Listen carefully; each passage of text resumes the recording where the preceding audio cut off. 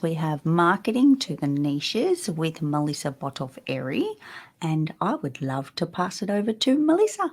Thanks, Kim and Carrie. Melissa here, coming to you today once again straight from my own podcasting studio as a roving reporter for GME.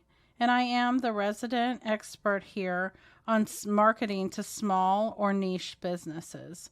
I myself run a business in the suicide loss space, and I know that marketing to a business that's less traditional or smaller and more niche can often be difficult and hard to even think about how we tackle. And last week in this series, I talked to you specifically about how the one thing you need to do after you find your community and the places where all of the people you're trying to serve are, whether that's online or in person, that you need to stop and slow down and spend some time there.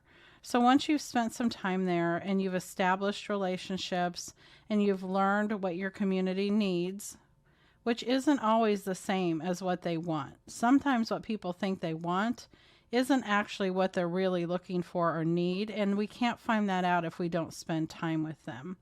And so my advice is once that you get there and you find out what you think they might need, is to start with one thing, to focus small. And an example of that is when I found out that one of the needs for my community was a connection with other moms that understood their loss.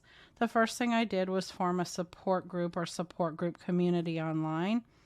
And then I spent quite a bit of time just in that support community, investing, getting to know, and finding out what the needs would be beyond that. So for today, that's it. But next week, I will take this a step further and we'll talk about how we build from there and what building versus scaling looks like and why we can't scale until we have actually spent time doing the building. So until next week, Kim and Carrie, thanks. Thanks, Melissa. Those were like gold words for sure about not scaling until you are, finished building something. I think people scale the messy and then they lose so much time and really money doing the wrong things, Gary. So I do believe Melissa has a great point, and I want to put this out there. This is the book. This is the first one for the series Because They Lived that she has done with some of those mamas she was talking about. She has another one about to come out.